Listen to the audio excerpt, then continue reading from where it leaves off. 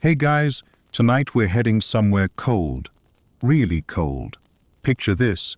It's late November in a medieval village, and the first frost has crept across the fields like a silent invader. The morning air is sharp enough to cut your breath in two. Chickens are already regretting their life choices, and the well's frozen over. You step outside in your stiff woolen tunic, and your nose immediately starts leaking. Welcome to winter, 2047. You probably won't survive this. So, before you get comfortable, take a moment to like the video and subscribe, but only if you genuinely enjoy what I do here. And while you're at it, post your location and what time it is where you are. I love seeing where you're tuning in from. Now, dim the lights, maybe turn on a fan for that soft background hum, and let's ease into tonight's journey together. The sun is lazy this time of year. It barely peeks over the horizon before calling it quits. Your days are shrinking fast. The sky feels lower, heavier, and that weak winter sun just sort of hovers, casting pale, watery light across the land. You can see your breath all day long, and it's not even January yet. Your boots, if you have boots, are leather, hard-soled, and about as waterproof as a slice of bread. If you're lucky, you've stuffed them with straw or a bit of rabbit fur to stop your toes from going numb. But the cold still seeps in, like a determined little ghost, curling around your ankles. You're already wondering if you should have started wearing two hoods. Now imagine you're a peasant, because statistically you are. That means no fur cloak passed down from a noble ancestor, no warm, dry inn to retreat to. You live in a small, smoky cottage with a thatched roof and more cracks in the walls than sense in your village council. And your main heating system, a smoky fire pit in the middle of the floor. Historians still argue whether these fires actually helped or just slowly marinated people in wood smoke until they either warmed up or passed out. Either way, it's your only defense against the creeping cold, and it's already struggling. As the first real snow begins to fall, it muffles the world into a strange quiet. You trudge through the slush to check the animals, your pig, your goat, a few scrawny chickens. They're all looking at you like this is your fault.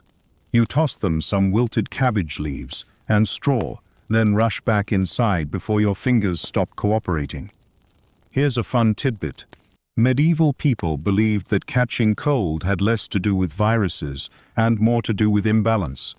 Too much cold, or wet, and your humors would betray you. Which is just a fancy way of saying, don't stay out too long or you'll get the medieval version of the sniffles, and then die. And as harsh as the weather is, it's the start of the season that hits you hardest, the suddenness of it.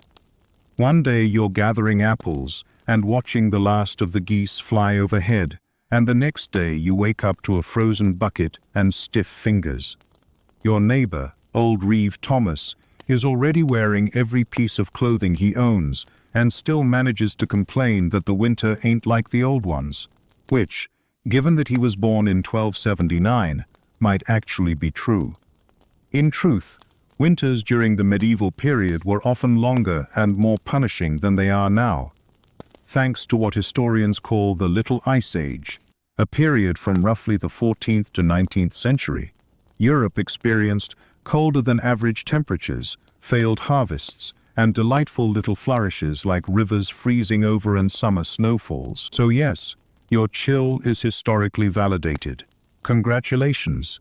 You head back inside, stomp the snow off your feet, not that it helps, and huddle close to the hearth. Smoke seeps into the room like a polite ghost, always invited, never wanted. The kids are coughing again, and your spouse is stuffing rags into the window cracks. Everything smells faintly of damp straw, old stew, and desperation. You reach for the last apple from your fall harvest. It's wrinkled, soft on one side, and honestly not even worth it. But it's food, and you eat it while gazing longingly at the ceiling rafters where sausages once hung. Past tense. They didn't make it past the first frost. Outside, the wind howls like a banshee trying to collect rent. A crow squawks in the distance, and you swear it sounds sarcastic. You wrap a woolen shawl around your shoulders, already planning tomorrow's chores, more firewood, check the cellar, and figure out why the goat keeps trying to eat the doormat. Just remember, this is only the beginning. The real winter doesn't show up until January, and it always overstays its welcome. But for now, your breath curls like fog in the lamplight, the fire crackles quietly, and snowflakes keep falling beyond the window. You try not to think too hard about the months ahead. Just keep your head down, your boots dry, and maybe, just maybe, you'll make it through. By now, you've figured out that warmth isn't a given, it's a full-time job. And if you didn't spend the entire autumn chopping and stacking firewood like your life depended on it, well, that was a mistake. Because now, in the deepening cold, wood is more valuable than gold, and honestly, it smells better too. The firewood panic sets in early. As soon as the leaves start turning, your world becomes one long to-do list involving axes, blisters, and endless hauling. Oak, if you're lucky, it burns hot and slow. Birch, if you're not, it burns fast and leaves you cold by dawn. And heaven help you if you've got nothing but green wood.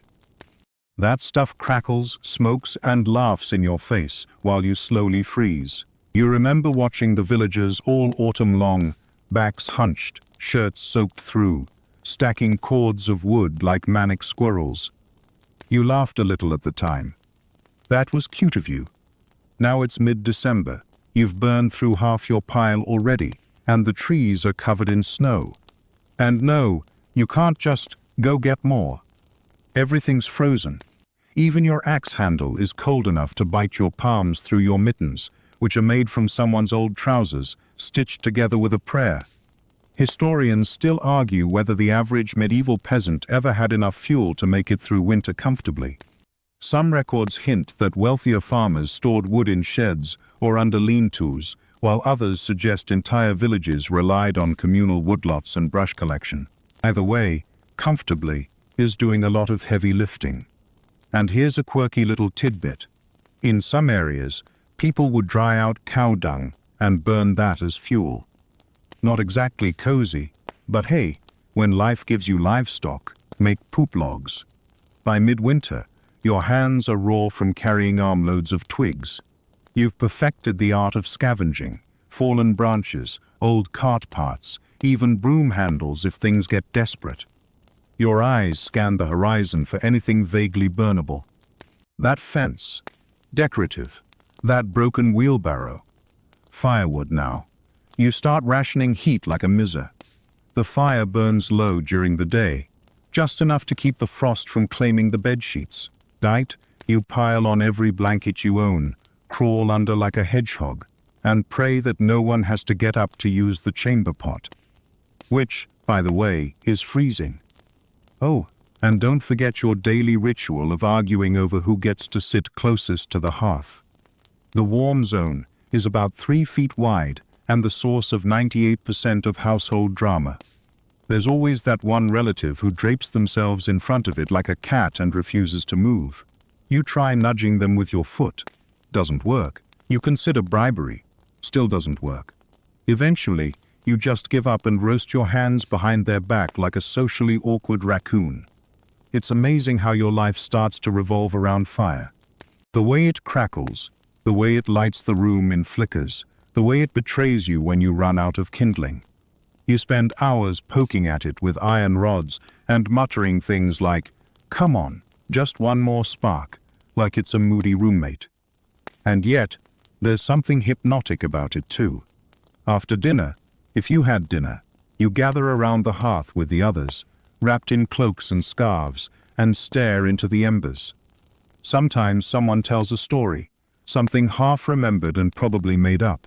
Sometimes you just sit in silence, letting the warmth lull your sore limbs into a daze. But the silence never lasts.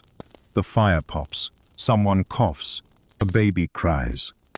And then it's back to reality, cold, smoky, and very much not the romantic winter cottage you imagined.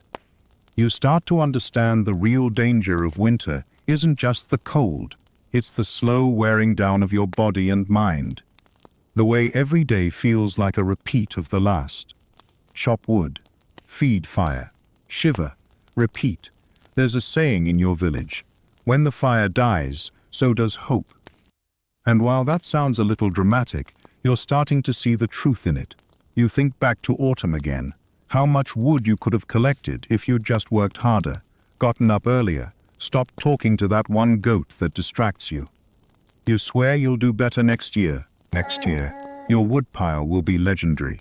Next year, you'll build a whole shed just for it. If you live that long. For now, though, you keep feeding the fire, stick by stick, branch by branch. Sometimes you dream about warmth, not just physical warmth, but the kind that sinks into your bones and stays there. A hot bath. A warm meal. The sun. But those are spring things, and spring is a long way off. So tonight, you curl a little closer to the hearth, wrap another layer around your shoulders, and listen to the fire sigh. It's not much, but it's enough for now. It's midnight now, and the fire's burned low. Your back aches from lying on a straw mattress that's flatter than your optimism, and your toes feel like they're trying to escape your body out of sheer spite. The cold is creeping in from every direction, under the door, through the cracks in the walls, even through the roof that was re-thatched back in August. Poorly, you realize now. Let's talk about your house, or more generously, your dwelling. It's a timber-framed box held together by wattle and daub, which is a fancy term for sticks and mud. Very eco-friendly, very breezy, definitely not insulated. The walls are about as airtight as a sieve, and no amount of wishful thinking is going to change that. You wrap another blanket around yourself, but it's made from coarse wool, and it's itchy in a way that feels like personal betrayal. It smells faintly of wet dog, smoke, and something you'd rather not identify. It's warm, though. Kind of. If you stay completely still, but your feet remain cold, not just chilly, cold, the kind of deep, stubborn cold that feels like it's part of your bone structure now. You tuck them under a dog, or a sibling, or both. No one complains. Body heat is currency. There's no pride in medieval winter. There's only survival. Historians still argue whether medieval homes were deliberately built to be smoky on purpose, to keep bugs and spirits out, or whether they were just kind of terrible by accident. Either way, you're coughing more than usual, and your ceiling is stained black from centuries of burning whatever you could get your hands on. Speaking of ceilings, yours leaks. Not always, just when it rains or the snow melts a bit, which is exactly when you'd least like to be rained on indoors. But hey, at least it's consistent. And then there's the bedding. You sleep on a lumpy pile of straw stuffed into a sack, which sounds rustic and cute until you realize straw gets moldy fast, especially in a house with no proper floor. It crunches under you when you shift positions, and occasionally you wake up with a splinter in your thigh. Delightful. You lie there, listening to the wind batter the shutters. You're wearing every piece of clothing you own, and yet you can still feel the chill gnawing at your knees. You roll over and try not to breathe too deeply, because, surprise, that draft coming from the doorframe is now a full-on indoor breeze. There are no windows. Not really. Maybe one small opening with a wooden shutter, or if you're fancy, some horn scraped thin to let in pale light during the day. But glass? Ha! That's for cathedrals and rich people. And even if you had it, it would be covered in frost by now. A fun fact for the cold-hearted, in some villages, people hung tapestries on the walls not for decoration, but just to stop the wind from whispering through the gaps and into their ears while they slept. You don't have tapestries. You have one moth-eaten blanket and a healthy sense of regret. Your breath curls in the air above you, catching the moonlight that leaks through a crack in the wall. It's beautiful in a miserable kind of way. The room is silent except for the occasional creak of the beams and someone snoring 3 feet away. The goat, probably. Outside, the snow has piled against the outer wall. The door groans under the pressure, and part of you worries it might freeze shut entirely. That happened to Widow Marjorie last year. She had to climb out the roof hatch. She still talks about it like it was an adventure. but you saw the frostbite on her fingers. Less adventure, more survival horror. And yet, as you lie there trying to sleep, you realize something strange. You've adapted. You know how to tuck your hands between your thighs for warmth. You've memorized which floorboards don't creak. You've even figured out how to hang a damp shirt near the fire, just far enough not to scorch it. Progress. There's a kind of resilience that sneaks in over time. You stop expecting comfort. You start aiming for not terrible. A good night's sleep means no rats under the bed and waking up without an icicle forming on your mustache. Low bar. But hey, you take what you can get. Here's a little quirk.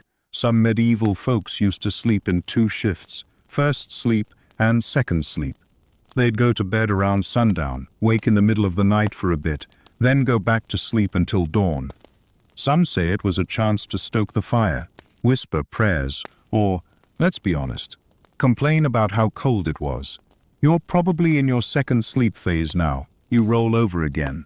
Your nose is the only part of you exposed, and it's a beacon of frost. You try to pull the blanket higher, but it only reaches your chin if you sacrifice your toes. Classic medieval dilemma. At this point, your brain starts inventing reasons to stay awake. What if the roof caves in under the snow? What if the fire goes out completely?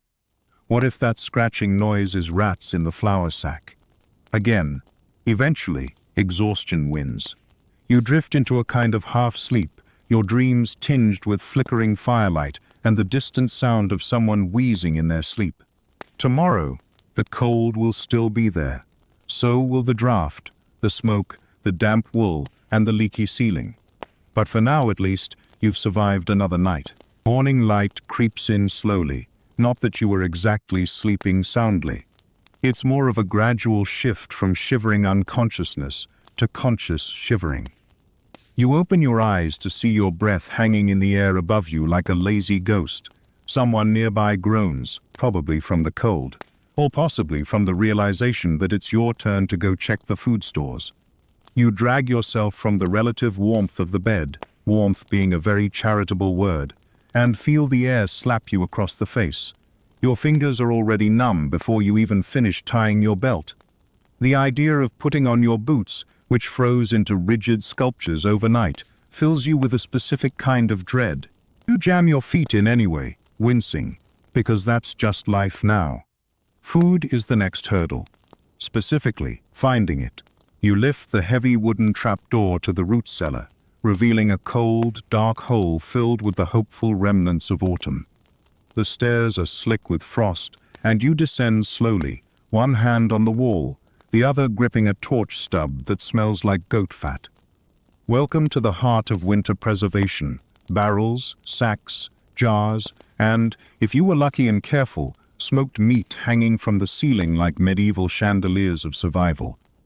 Historians still debate how well most medieval families managed food storage.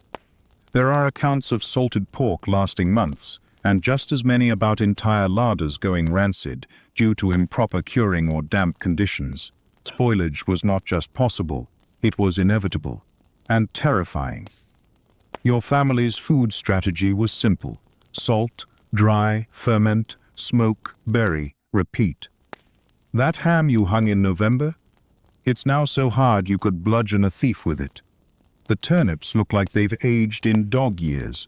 The apples are shriveled but edible. You think. And then there's the cheese. Medieval cheese is a mystery. It smells awful, looks worse, and might just save your life. Or end it. Depends on the mold. You crack open a jar of pickled cabbage and immediately regret breathing through your nose. Still, it's food. You lift it to the surface like a champion emerging from the abyss. The others will be thrilled. There's an art to winter food preservation, and the stakes couldn't be higher. A mistake in October means starvation in February. Families developed a sixth sense for rot, often sniffing, poking, and praying over their provisions. One bad batch could wipe out half your protein reserves. You remember when your cousin thought he could dry mushrooms by hanging them over the hearth. They caught fire. The house smelled weird for weeks. He still insists they were just extra crispy. Let's talk about meat for a moment. If you had livestock to spare, you'd slaughter and salt it before the first snow. Every part was used: muscle, fat, bones, even hooves. Bones were boiled for broth, fat rendered for candles or cooking, and intestines cleaned for sausage casings. Yes, it was gross. No, you didn't waste anything. Even regret had nutritional value, probably. One quirky method? Meat buried in snowbanks or submerged in freezing ponds to keep it fresh. Nature's refrigerator. Very eco-conscious, slightly terrifying if you forget where you buried it. You take stock of the root vegetables, carrots, beets, onions. They've gone soft in places, sprouted strange white hairs in others, but they're hanging on. Unlike the cabbage. The cabbage died weeks ago. You offer it a moment of silence before feeding it to the pigs. And speaking of pigs, remember that one you slaughtered just before the snow came in. The one you named. That bacon is long gone. The lard, though, lives on, smeared lovingly on bread, crusts, and sometimes directly onto your lips as chapstick. Yes, lard lip balm. Welcome to winter glamour. There's a growing awareness in the pit of your stomach. Things are already running low. You count the jars. Mentally tally what's left. The flour barrel is half empty. The dried peas look fine, but taste like sawdust. And you have maybe 3 eggs left, assuming the hens haven't frozen solid in the coop. Again, this is where you really start to feel winter's weight. Not the cold on your skin, but the creeping hunger beneath it. You start calculating meals not by taste, but by calories. You chew slower, portions smaller. You suddenly understand why soup is eternal. Pottage is your new best friend. An unholy mix of grains, vegetables, and sometimes meat if you're feeling lucky. Cooked slowly over the fire, served endlessly, and recycled until someone throws it out or dies from boredom. It is both food and punishment. Historians still argue whether the medieval diet provided enough vitamins to prevent things like scurvy. Judging by your current energy levels and general mood, you vote no. But you stir your pottage anyway and pretend the potato chunk is chicken. Sometimes, when it gets really bad, you dream of butter. Thick, creamy, golden butter. Thick, creamy, golden butter. Thick, creamy, golden butter. Thick, creamy, golden butter. Thick, but then you wake up and remember that your last churn of butter went moldy and was repurposed as boot grease. So instead, you gnaw on a bit of hard cheese, sip some thin ale, water is for optimists, and carry on. You step outside to toss scraps to the chickens, who eye you with suspicion and mild disappointment. The wind slices across your face like an insult. But in your hand is a bundle of food, enough for one more day. And in winter, one more day is a victory. By midwinter, the real suffering sets in. The firewood is low, the salted pork is gone, and the turnips are starting to whisper dark thoughts to you. This is the time known across medieval Europe as the Hunger Gap, that long, bleak stretch between the last preserved autumn food and the first green shoots of spring. You try not to think about it, but your stomach has other plans.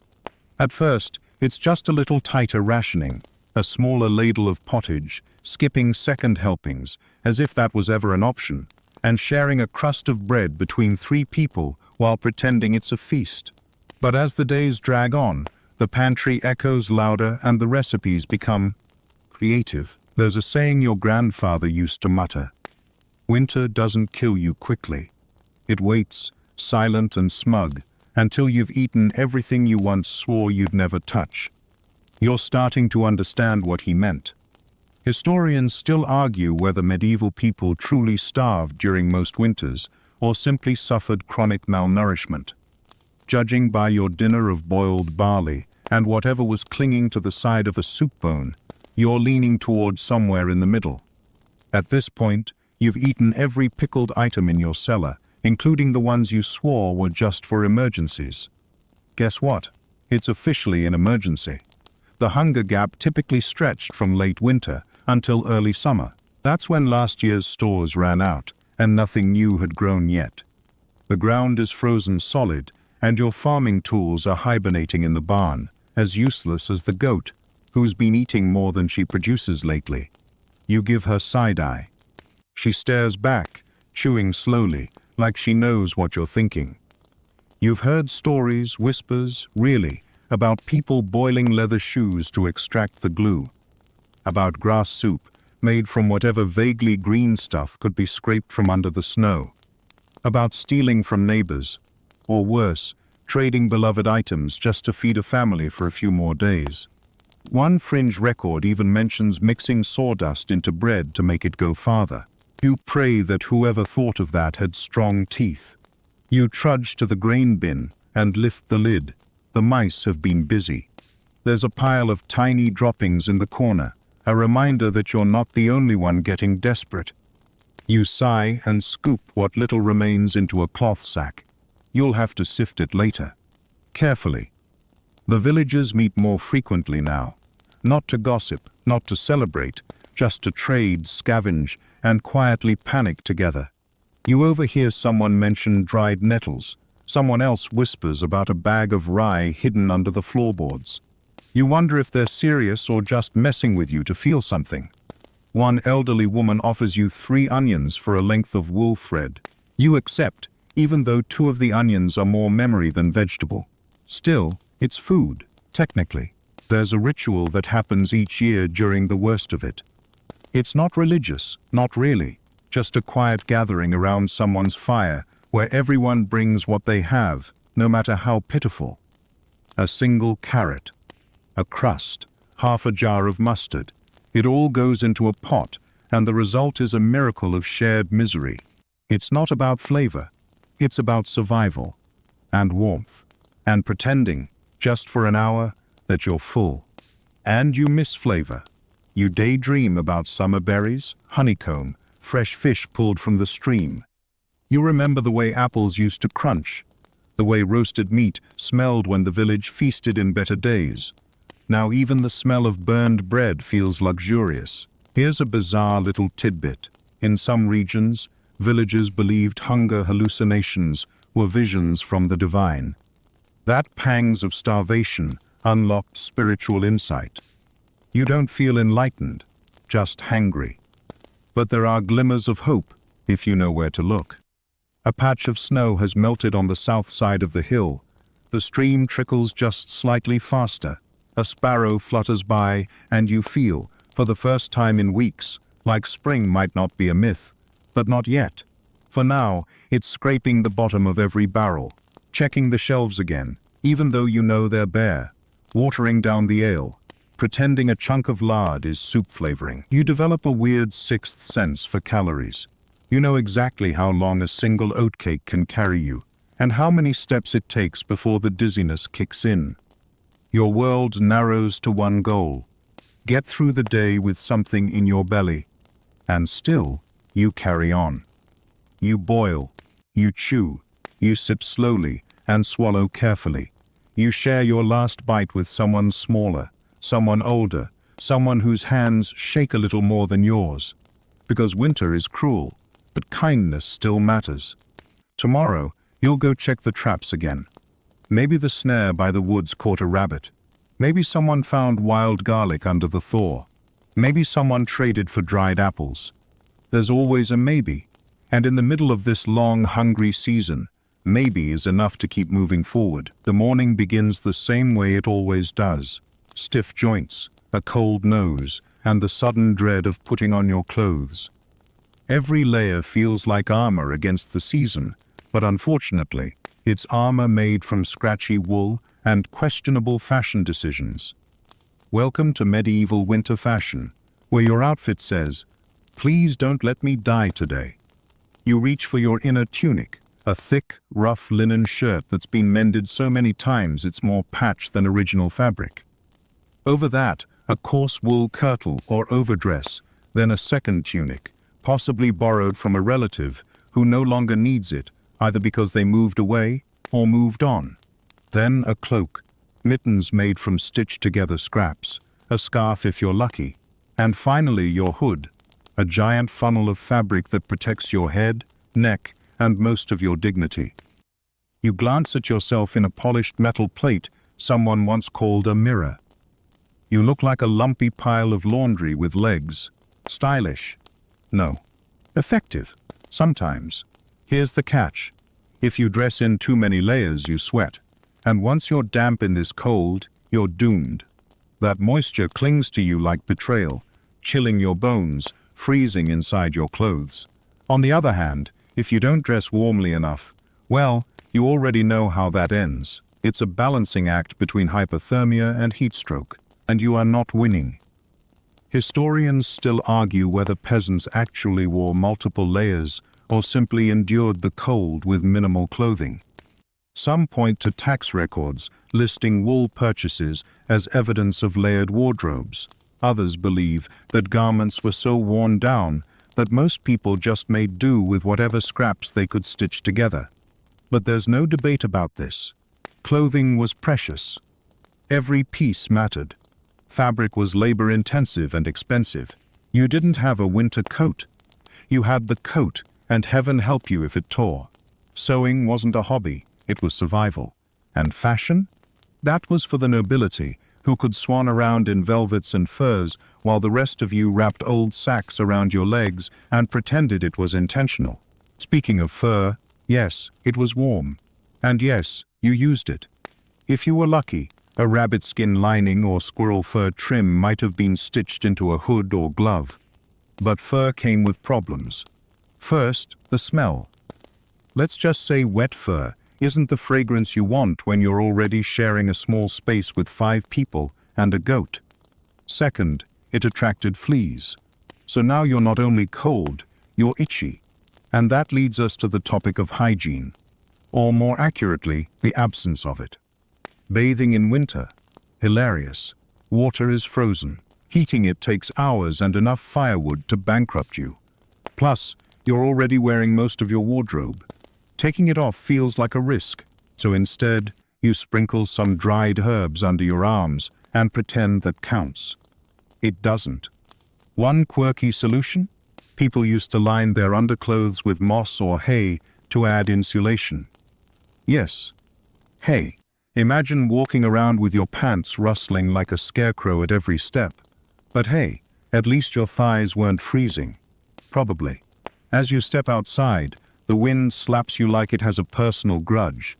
Your cloak flaps wildly, your scarf unravels almost immediately, and your hood half blinds you. You cinch everything tighter and forge ahead, waddling more than walking, because your legs are stiff with layers. Even in this sad cocoon of fabric, you can feel the cold seep in. It finds every gap, your wrists, your neck, the tops of your boots, like it's actively trying to ruin your day. You pass your neighbor, who looks exactly like you, layered, hunched, slightly miserable. You nod in solidarity. No words needed, just 2 sentient bundles of wool acknowledging each other's suffering. Children don't get much better. They're bundled in oversized garments handed down through generations, sleeves dragging, feet wrapped in rags, noses eternally red. They run around mostly to stay warm, squeaking when the snow gets in their shoes. And yes, there are shoes, wooden-soled clogs, leather slippers, or sometimes just wrapped cloth stuffed into anything vaguely shoe-shaped. And let's talk about gloves. Or rather, the tragic parody of gloves. You might have mittens if someone skilled had time and wool to spare. But more often than not, you've got fingerless scrap bags tied at the wrist and hope for the best. You warm your hands over the fire until they almost burn, then hide them in your armpits the rest of the day. Fashion becomes function. You wear your hood indoors. You sleep in your boots. You tie your cloak shut with twine or gut string. Because buttons and clasps are for fancy people who don't chase chickens for a living. Sometimes, just for fun, you catch sight of the local lord or his wife gliding past in rich fabrics, velvet trimmed in fur, dainty gloves, little leather boots clearly not designed for snow. You stare at them like a creature in a natural history museum. Their cloak billows dramatically. Yours clings to you, damp and slightly scorched from standing too close to the fire. The comparison isn't flattering. But you get by. You learn to adjust. You layer smarter, learn to mend on the fly, and patch your socks before they become wind tunnels.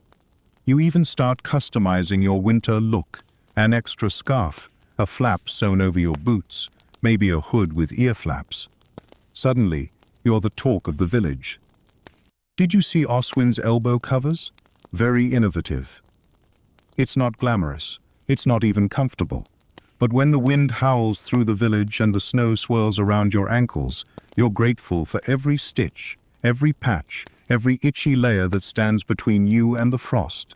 And tomorrow, you'll wear it all again.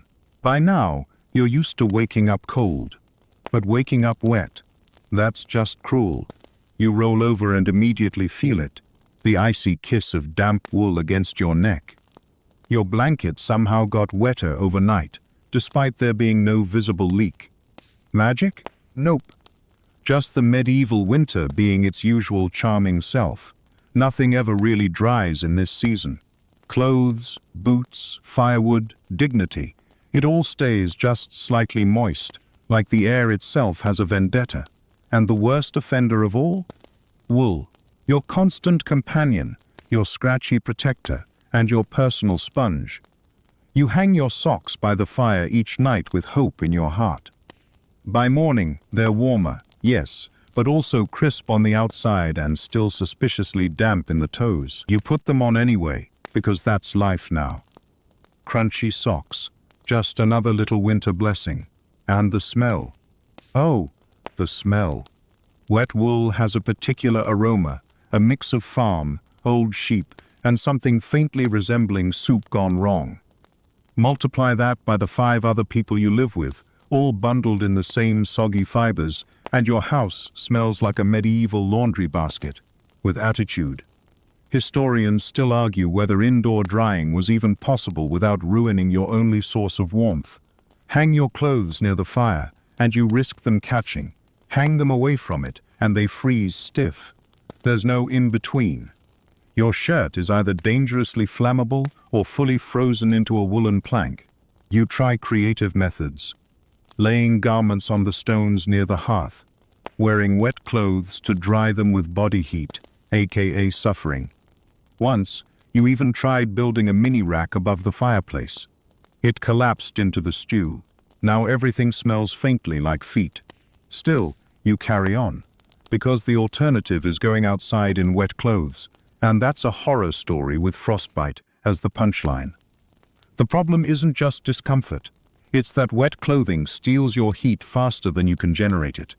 One accidental slip into a puddle, one snowball fight gone too far, and you're now walking around in what amounts to a slow-moving ice coffin. Congratulations. Boots? Same story. Made from leather, soaked through daily, dried just enough to regain shape, then back into the snow for round 2.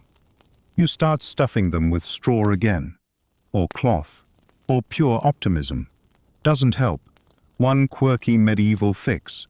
Rubbing pig fat into your boots to waterproof them. It works. Mostly. But now you're slipping around like a grease-coated goat on ice, and your boots smell like breakfast. You pretend it's fine. You tell yourself it's seasonal scenting. And don't even get started on cloaks. Those things are basically wearable sails. The moment they get wet, and they always get wet, they triple in weight and start sticking to everything, including your face. You spend half the day peeling soggy fabric off your arms, and the other half trying to shake water out of it like an angry duck. And laundry. That's not a thing in winter. You might rinse a pair of underclothes in snow if things get dire, but don't expect them to dry before spring. Instead, you just rotate. The cleanest dirty shirt becomes fancy wear. The one with the least suspicious stains gets worn to church. Your hierarchy of cleanliness becomes emotional, not logical. One bright side. Everyone else smells just as bad. There's a kind of communal understanding that no one has access to soap or sun. You walk into a neighbor's house and instantly feel better about your own. Misery, after all, loves company and smells like smoked onions and wool. The only thing that does dry properly is your skin. Your hands crack from exposure, your lips split. Even your elbows feel crunchy. There's no lotion, no lip balm, no soothing hand cream. You rub animal fat into your knuckles and try not to cry when it stings. If it smells like bacon, you consider it a win. By now, you've developed a sixth sense for dry patches of air, a warm stone in the sun. You lean against it like a lizard, a window ledge that isn't dripping. Heaven. You become obsessed with texture. You start speaking in dampness levels, sock wet, bread mildew, fire smoke soggy. Your house has taken on a personality too. The walls seem to weep. The floorboards are always slightly tacky. Even the furniture feels damp. You sit on a stool and immediately stand back up, unsure if it was the cold or just the sensation of sitting in something mysterious. And yet, you adapt. You learn to move with wet clothes, to shuffle around the fire without stepping on drying mittens. You accept that the back of your neck will never be truly warm until June. You stop asking why your pillow is damp and just flip it over. There's a strange comfort in routine. In the rhythmic wringing out of sleeves, in the careful hanging of shirts over chairs, in the little wooden pegs lined along the wall where everyone tries to pretend their scarf is getting there. And when a truly dry garment appears, miraculously, beautifully dry, you treat it like treasure. You run your fingers over it reverently. You inhale deeply, noticing the absence of mildew. You put it on slowly, cautiously, like it might vanish. For a few precious hours, you feel almost human again. Until someone spills water from the stew pot, and it lands right on your dry sock. Of course it does. It starts with a cough. A dry little thing in the dark, probably from the oldest person in the room. Then someone else sniffles. Then you. And before long, it's a chorus of hacking and wheezing echoing through the house like a haunted tavern full of exhausted geese. Yes, winter has a way of spreading things around, and not just cheer. Your home, already damp and overcrowded, has become a breeding ground for every illness under the frosty sky. There's no airflow, windows are sealed, shutters nailed shut, and doors kept closed tight against the wind. Congratulations! You've created a perfectly miserable petri dish. Historians still argue whether medieval people understood how sickness really spread. Most believed in bad air or miasma, foul smells, especially from rot, filth, or even garlic breath. Some thought illness came from sin. Others blamed the stars. You just blame Walter, who sneezed into the stew last week and swore it was just a chill. You reach for your scarf, not just for warmth now, but to wrap around your mouth. Maybe it helps, maybe it doesn't. Your nose is already raw, your throat dry, and your sinuses have declared war on your skull. Let's talk about medieval medicine. If you fall ill now, the local healer might offer some options. A poultice of moldy bread, a tincture made from boiled moss, or, if you're feeling brave, a good old-fashioned bloodletting. Because yes, nothing says recovery like draining the very thing keeping you alive. A quirky remedy from some medieval records? Cooked onions stuffed with cloves and tied to your feet. The belief was that onions drew out sickness through the soles. You try it. It doesn't work. But your feet smell delicious, so there's that. And if you're really lucky, someone might burn herbs in the corner of the room.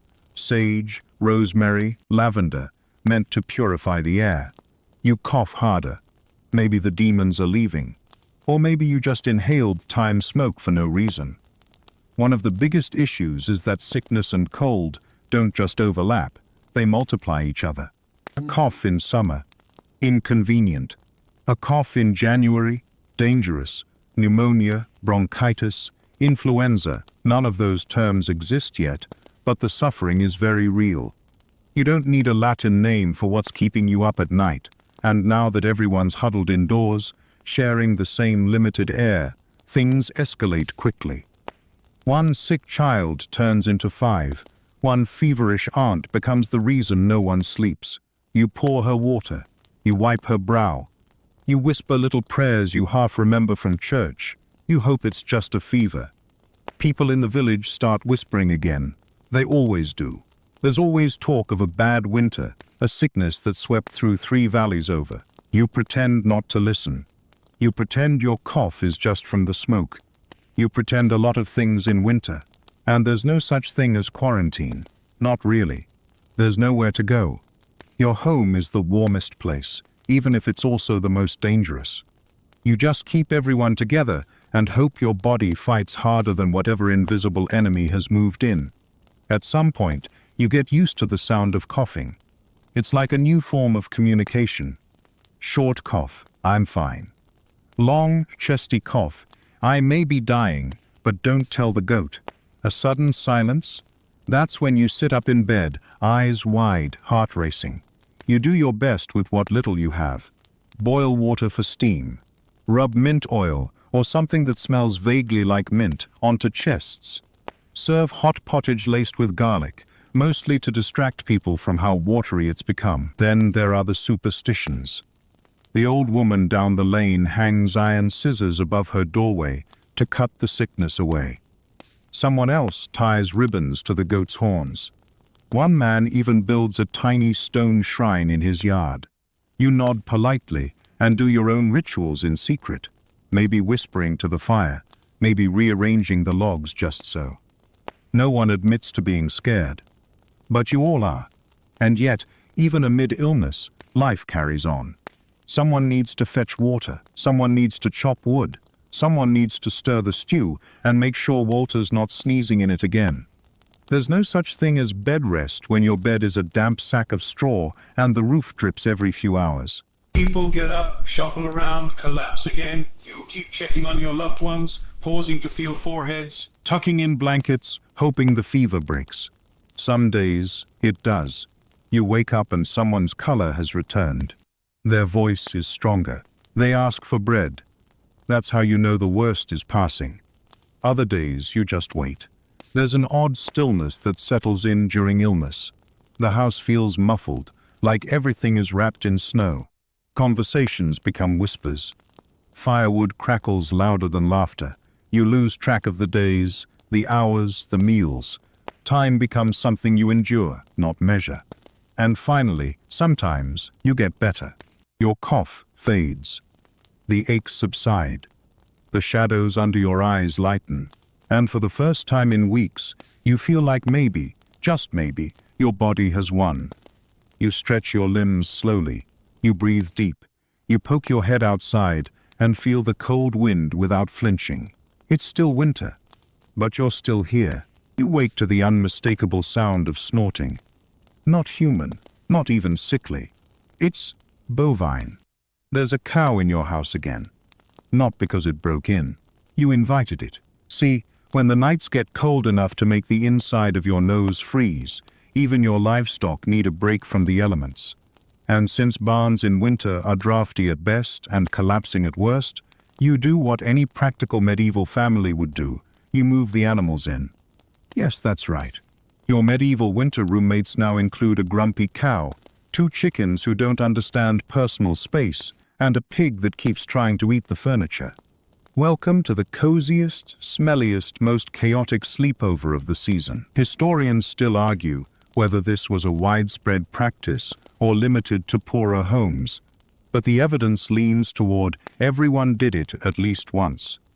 Not necessarily because they loved the company, but because a warm cow gives off serious BTUs, and in a world without central heating, that matters more than your sense of smell.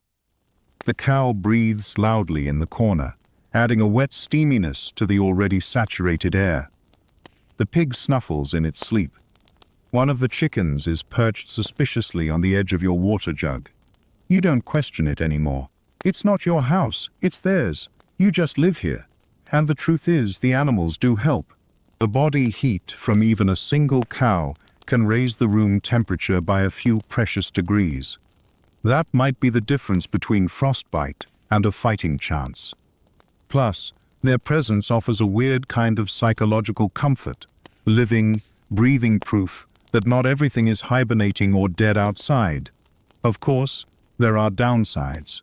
For one, the smell. You become intimately familiar with the scent of wet fur, old hay, and digestive processes. The air inside your home starts to resemble that of a particularly enthusiastic barn. But you get used to it. Kind of. Maybe. And then there's the noise. Cows chew constantly. Pigs snore like tiny blacksmiths. Chickens cluck and peck, and occasionally scream at invisible threats. One night, you wake up to a goat standing on the table. Why? That's just winter, baby. There's also the mess. You line the floor with straw in the animal corner of the house, but boundaries are more of a suggestion than a rule. You start stepping around certain dark spots. You clean what you can. You stop wearing socks indoors. You create a poop shovel and try not to think too hard about how this has become your reality. A quirky detail from some rural accounts. Pigs were considered excellent bed warmers. Children would often sleep beside them, tucked under shared blankets. Sure, they squeal and kick, but they're warm and less judgmental than your siblings. And in a strange way, there's community in the chaos. The shared rhythm of creature and human life, feeding, sleeping, surviving. Your family learns to move together like a strange little ecosystem. One person feeds the animals, another stokes the fire, someone else shuffles sleeping spots so no one gets pooped on. Ideally, it also changes your relationship with food. Every animal in the house is both a source of heat and, in the back of your mind, a backup dinner plan. It's grim, but winter is grim. You avoid eye contact with the pig. You tell yourself you'd never. But it has been 3 days since you last had anything more substantial than barley porridge and broth with vague meat undertones. You start naming them ironically. The cow becomes stew. The pig is bacon. The chicken is second breakfast. Humor is a survival tool. But more than anything, the animals remind you of spring, of milk and eggs and planting season, of pulling the plow through wet earth, of green pastures and open barns, and not tripping over chicken droppings every time you walk to the stew pot. There's a rhythm to it all now. You wake, you tend to the beasts, you check the fire, you shovel out messes, you say, "Excuse me," when a goat blocks the door. You learn to sleep through pig snores and accept feathers in your stew. And gradually, weirdly, you start to feel almost okay with it. Your house may be half barn, but it's also half warm. You might be low on food, but you're still fed. You might be stepping in something unspeakable, but at least you've got company. And sometimes, on particularly cold mornings, when you wake before the fire's even sparked and the air is sharp in your lungs, you hear a soft moo beside you, see the glow of sleepy animal eyes in the gloom, and think, it could be worse, and it will be. Probably. But for now, you scratch behind the cow's ear, grab your shovel, and face the day. It's Sunday. Which means no matter how cold it is, no matter how much your knees ache, or how frozen your boots feel, you're going to church. Because skipping Mass in medieval Europe isn't just rude, it's basically asking for divine frostbite. You stretch, groan, and wrap yourself in every layer you own. Time to trudge through the snow for the salvation of your soul. Outside, the wind greets you with its usual slap. Your breath fogs instantly, curling up past your scarf and freezing in your eyelashes. You start walking, boots crunching through a thin crust of snow that somehow managed to find your ankles despite your weatherproof wool wraps. The whole village moves together like a herd of shivering sheep. Cloaks flap, coughs echo. Someone falls into a snowbank and pretends it was on purpose. You all pretend you believe them. Church in winter is a different beast entirely. The stone building looms in the distance, all majestic and solemn, and absolutely freezing. It's not heated, of course. Why would it be? Cold builds character, or penance, or both. You arrive at the chapel doors and immediately regret everything. The inside is darker than outside, because medieval stained glass doesn't let in much light, just soft, jewel-toned gloom. The stone floor bites your feet through your boots. You shuffle inside, shoulders hunched, nose dripping, and try to find a spot that's not directly under a leaking beam. Historians still argue whether church services were truly spiritual experiences or mostly endured out of fear, social pressure, and the occasional free meal. Today, it feels like a mix of all three. You kneel on the hard stone floor, wincing as your knees crack like kindling. You try to concentrate on the sermon, but the priest's voice drones on in Latin, a language you mostly associate with funerals, and the phrase mea culpa. The incense smells nice, though, like herbs and mystery. And to be fair, there's comfort in the ritual. The cadence of the prayers, the flicker of candlelight, the distant hum of chant echoing through stone arches. It makes you feel small, yes, but also part of something larger, something ancient. You glance at the statue of the Virgin Mary and wonder if she's as cold as you are. Then your thoughts are interrupted by a sneeze so loud it echoes off the rafters. A child begins to cry. Someone whispers about sin. Someone else whispers about soup. Meanwhile, your stomach growls audibly during the Lord's Prayer. You bow your head lower and pray God didn't hear that one. A quirky bit of trivia: in some regions, the church bell was rung at certain hours during the night just to prove the priest hadn't frozen solid. Imagine drifting off to sleep and hearing bong. Ah yes, Father Hugh lives another hour. Comforting. Another medieval winter tradition? Processions. Yes, outdoor religious processions in the snow. People marching in honor of saints or holidays, singing through chattering teeth, candles flickering in the wind. The idea was to show faith and fortitude. You suspect it was also to keep people moving, so their toes didn't fall off. Today, you're lucky. No procession. Just a long, cold mass, followed by a few cautious moments of socializing in the churchyard. Not because you want to chat, but because it's the only place with gossip. You hear that old Marjorie's goat gave birth. You hear that widow Nestor made nettle tea and hasn't coughed in 3 days. You hear that someone found fish bones near the stream, and everyone's speculating whether it was divine providence or just a fox. You nod, say your amens, and shuffle home. Back through the village paths, past trees heavy with snow, past roofs sagging under ice, past that one chicken that always escapes and now lives feral near the old well. You reach your door and take one last look at the church steeple, tall against the gray sky. A reminder of God, of survival, of the fact that next week you'll be back there again, frostbitten and repentant. You step inside, unlace your boots with fingers that barely bend, and let the heat of the fire greet you like an old friend who's bad at hugs but good at warmth. You're tired, but spiritually slightly more stable. And that's winter religion for you. It doesn't solve the hunger or patch the roof, but it gives you something else: structure, hope. A reason to wake up, get dressed, and march through snow like a loyal, freezing pilgrim. Maybe you didn't understand half the words today. Maybe your feet are still numb. Maybe your soul is only mostly purified. But you're back. You're breathing.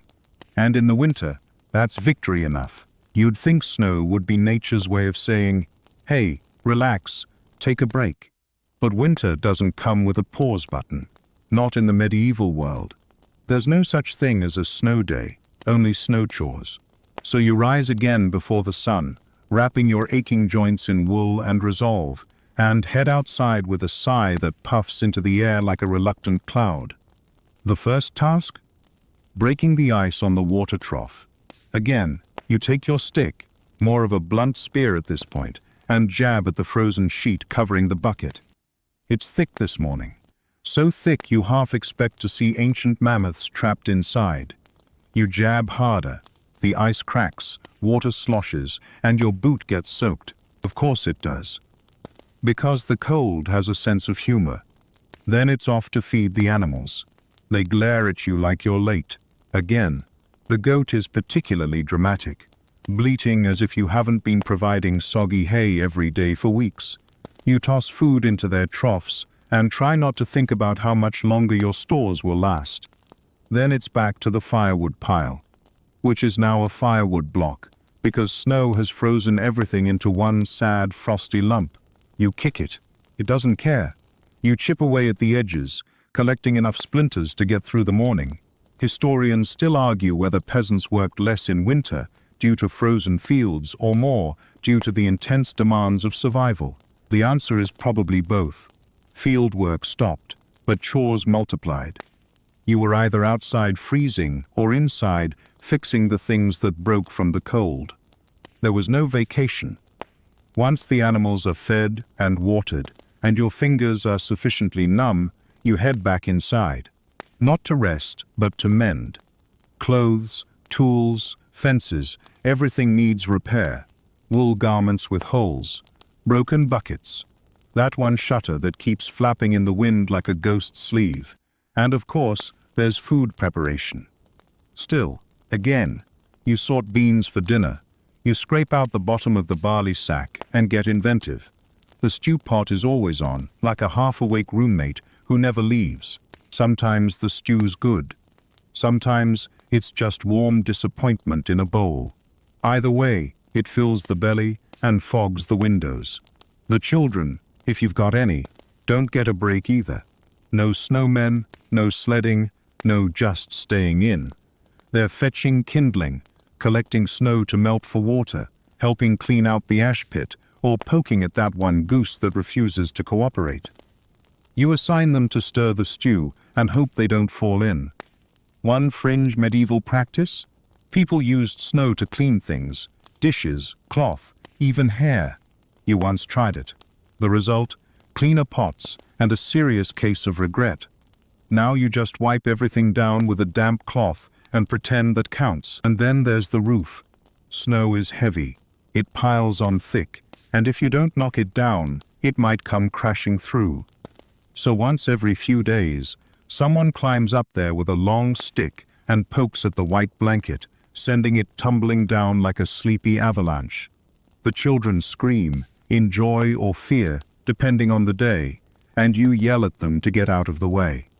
The ladder's rickety, the wind is cruel, and your grip is slippery. But you still climb, because nothing says Tuesday like dangling off a frozen roof with a stick in one hand and a prayer in your heart. Later, once the essentials are done and your limbs are exhausted, you sit near the fire. Not at the fire, near it. Because firewood is scarce and you're rationing the heat like it's gold. You rub your hands together.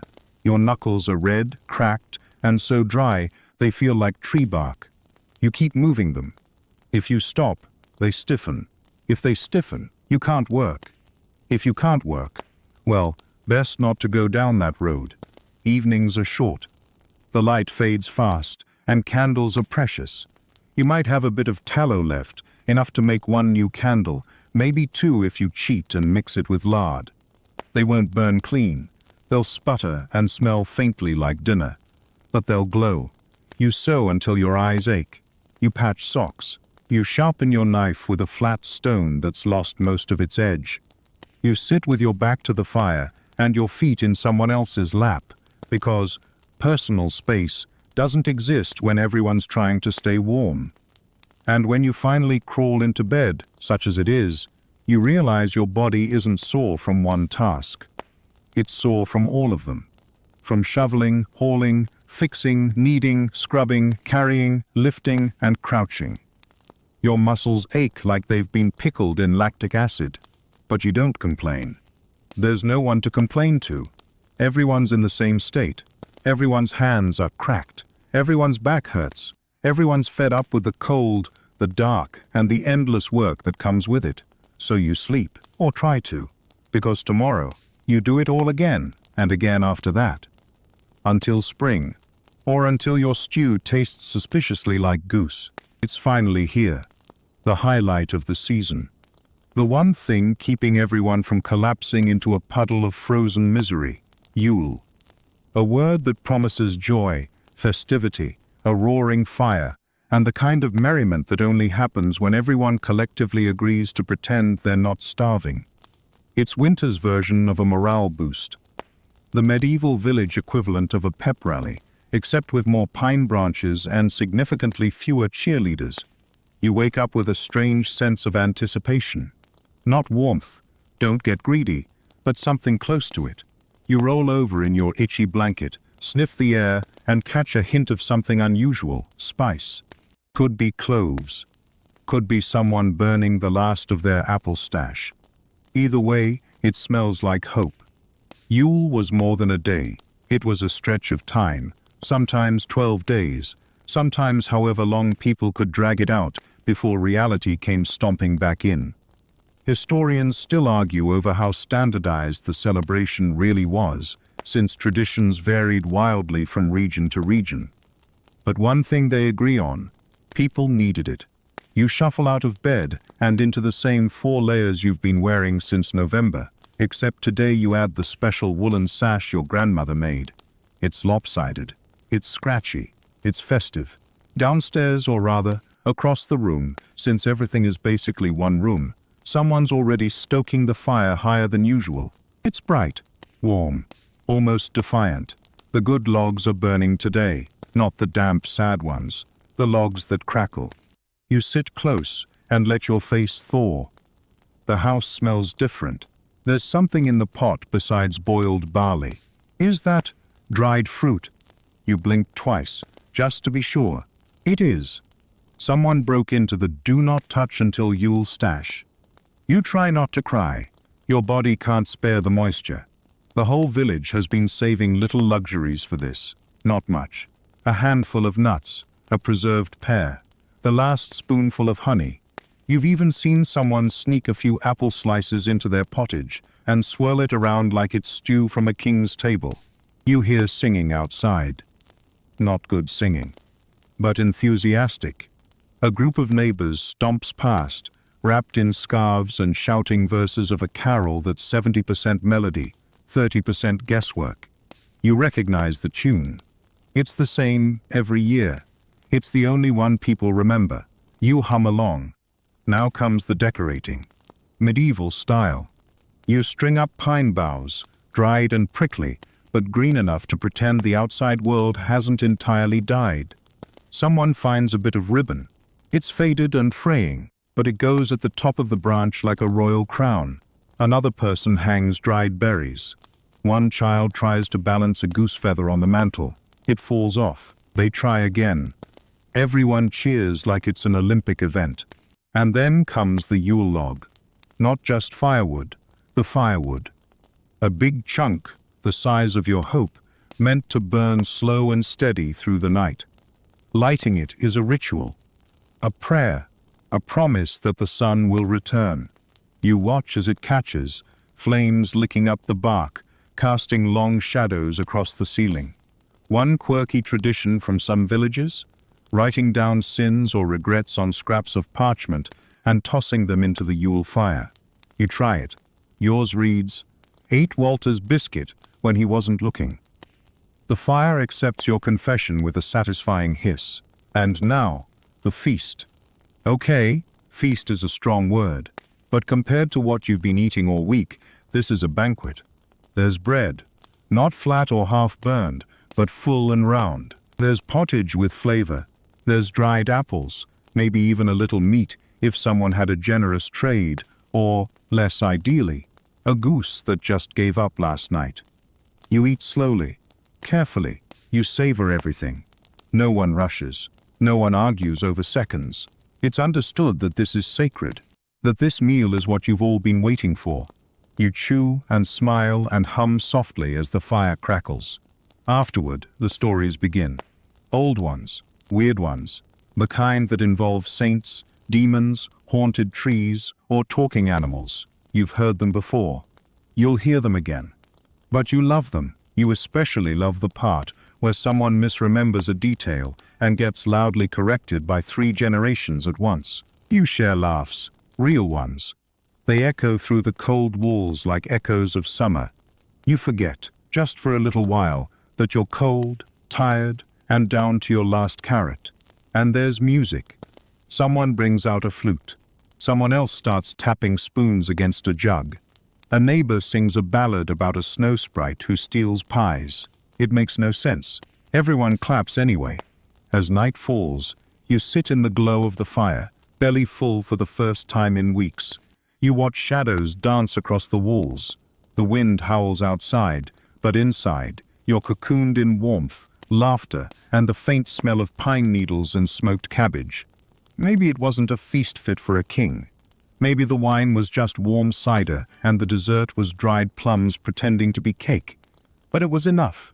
And in winter, enough is everything. The snow has piled up so high, it's halfway up the door.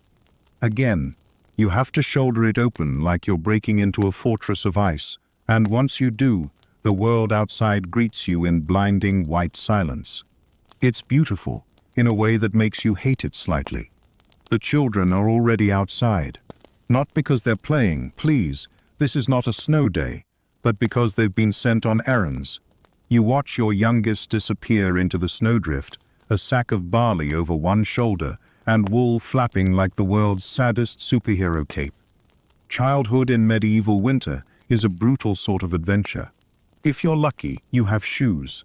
If you're really lucky, they're the right size. But chances are good. Your feet are wrapped in cloth, your hands in makeshift mittens that used to be socks, and your daily responsibilities include hauling water, feeding animals, and not falling into the well. Historians still argue how much freedom medieval children had during winter. Some sources suggest they had time to play, while others insist they were just miniature adults with cold fingers and chores. Judging by your own household, it's definitely the latter. Still, kids are resilient. You watch as one of them kicks a snow clump at another, giggling until they both fall down. A third one walks by, grumbling about getting snow in their boots. They say it every single day. It never stops happening. Inside, their chores are just as endless. Stir the stew. Gather kindling. Shake the snow out of cloaks. Mend socks with fingers too small for the needle. They grumble, but they do it. Because in winter, everyone's part of the engine that keeps the house running, even if some of those engine parts are 4 feet tall and have a questionable grasp on hygiene.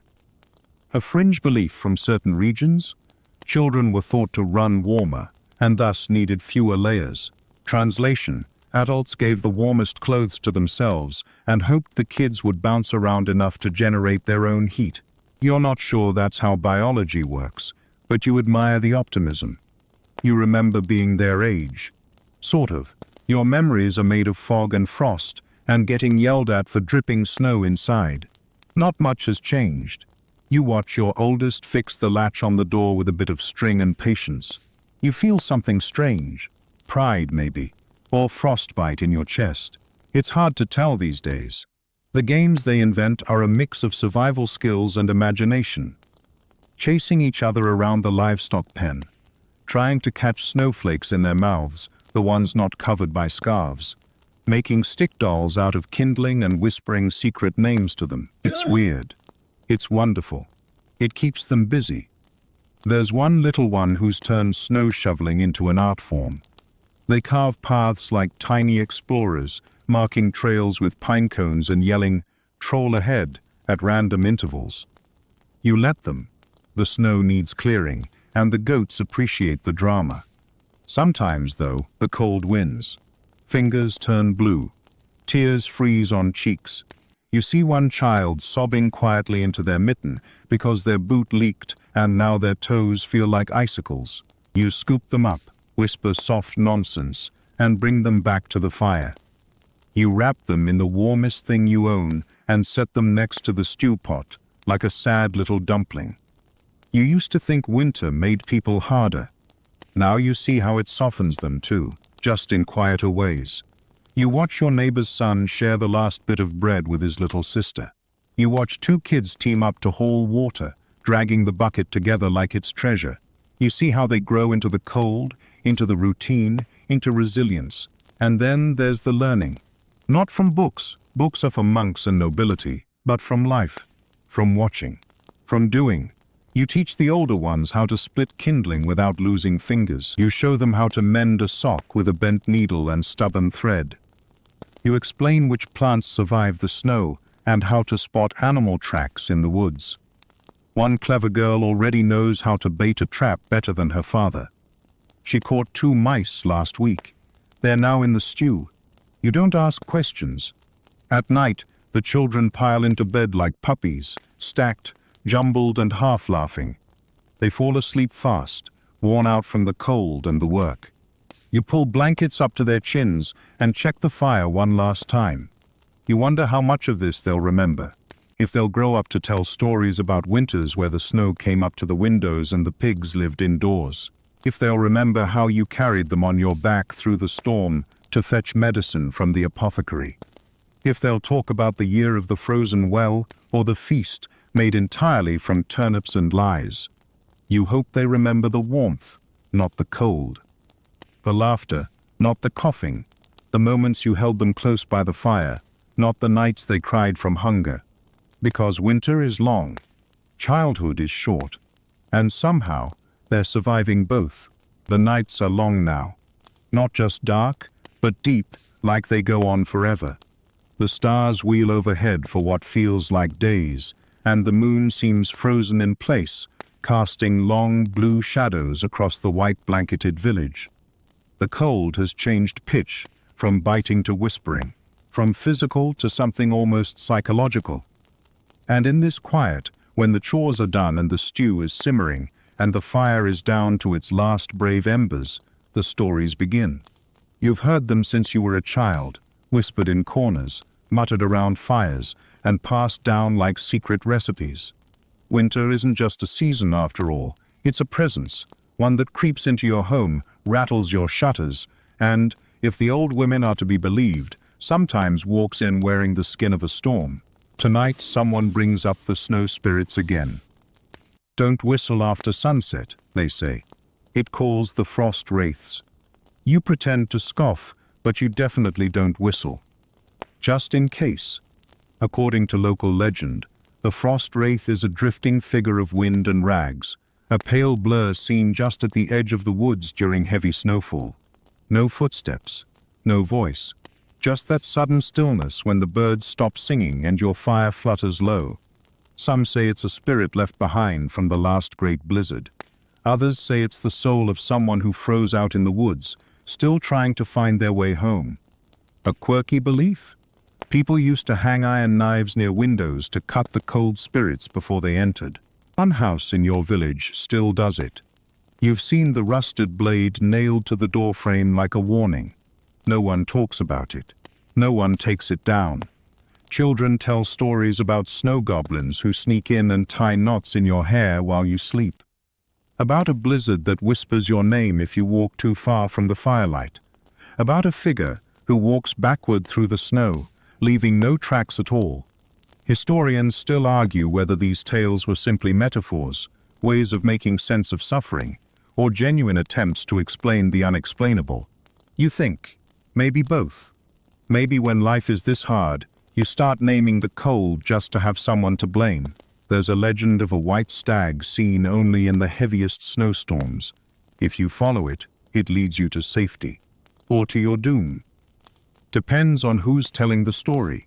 You once dreamed of it yourself, a glowing creature bounding across the drifts, hooves silent, antlers tangled in starlight. You woke up warm, which was strange. You never told anyone. Even the church has its winter fears. The priest warns of ice devils, temptations of sloth, despair and envy that grow stronger in the long dark months. He says the devil walks faster in snow because he doesn't slip like humans do. You weren't sure if that was scripture or just personal observation. One year, a traveler wandered into the village after a blizzard. Covered in snow, speaking in riddles, wearing clothes no one recognized. He stayed one night, then vanished before dawn. Some say he was a saint, others think he was something older, a test. No one agrees.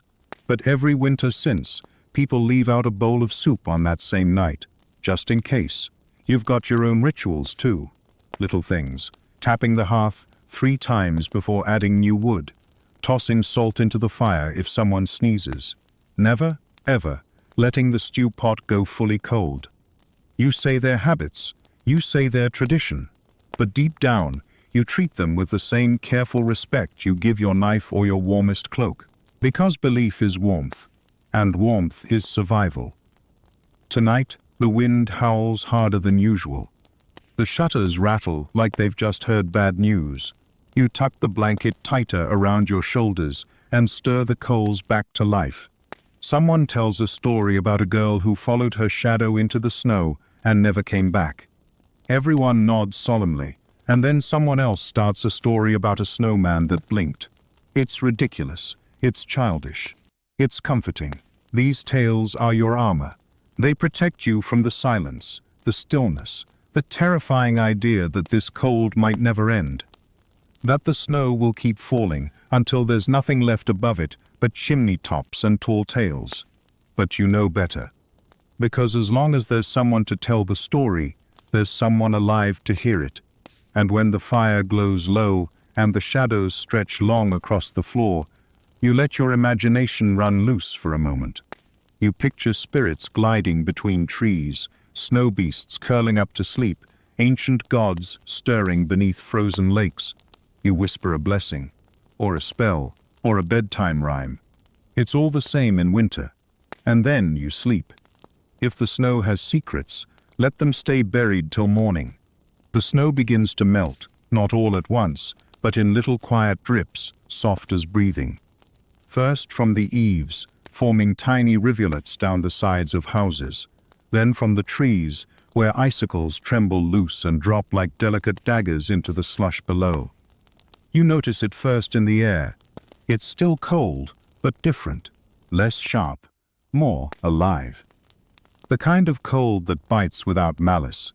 You step outside and feel it on your face, not warmth exactly, but the absence of cruelty.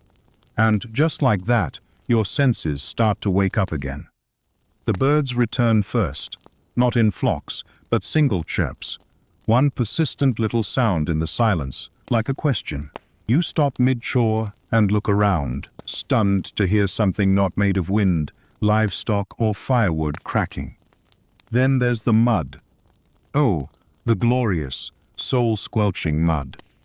Thick, brown, ankle-deep proof that the earth still exists under all that snow.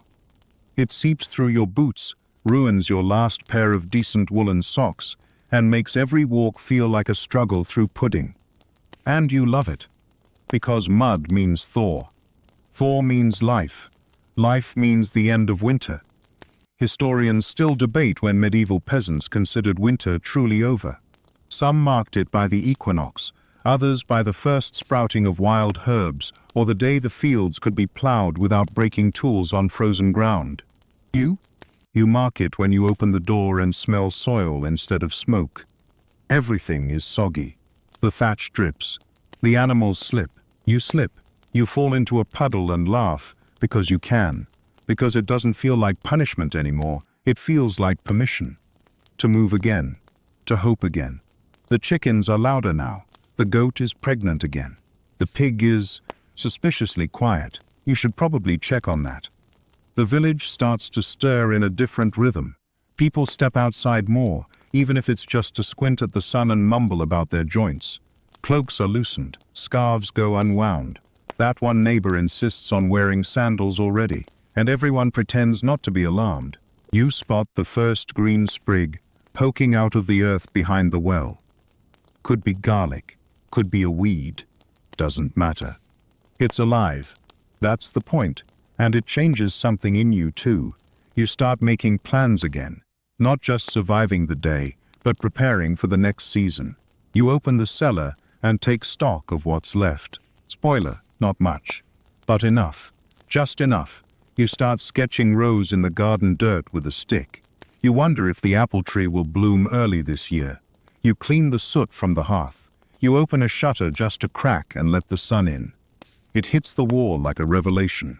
Inside, the children shed their winter layers like tired snakes. Someone sneezes and no one flinches. You cook soup because you want to, not because it's the only thing keeping everyone upright. And one morning, you step outside barefoot. Just for a second. Just to feel mud between your toes. It's cold, squishy, wildly unpleasant. It's perfect. The last of the snow clings to the shady spots like an unwanted guest. But it's fading, and for the first time in months, so is your tension. The kind that lived in your shoulders, your spine, your heartbeat. It's unwinding, one sunbeam at a time. You survived. You carry the marks of it, cracked hands, hollow cheeks, smoke-stained walls, but you carry them with pride, because you faced the brutal months and didn't break. You were cold, hungry, tired, but never done. And now, the world is waking up again, slowly, carefully, just like you. So you step into the light and smile. You're still now. The house is quiet. The fire has burned low, and outside the wind has finally calmed, like even it grew tired of howling. You lie in the stillness, wrapped in blankets, surrounded by the echoes of long nights and longer days. The worst has passed. Your body remembers every cold morning, every late-night cough, every bitter meal. But it also remembers the little victories, the warm stew, the sound of a child laughing in the snow, the slow drip of thawing ice. All those things layered together into something unshakable, survival. Now the house no longer creaks with the weight of snow. It sighs instead, a quiet, gentle exhale. You can almost hear the earth shifting under the mud, preparing for green. You can almost feel the light returning. Let it. Let yourself rest here, just a little longer. Let the memories of winter slide gently past your shoulders, like melted snow off the eaves. Let the tension in your jaw soften. Let your breath slow. The stories are still here with you. The goat in the bed, the icy soup, the Yule fire glowing against the dark. But now they feel like dreams. Cold dreams, maybe, but not nightmares. And when you wake, the world will be just a little brighter. You survived winter, and you can survive anything.